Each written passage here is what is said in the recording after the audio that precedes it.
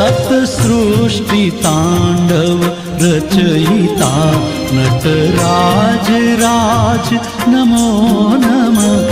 हे आद्य गुरु शंकर पिता, हे आद्य गुरु शंकर पिता नटराज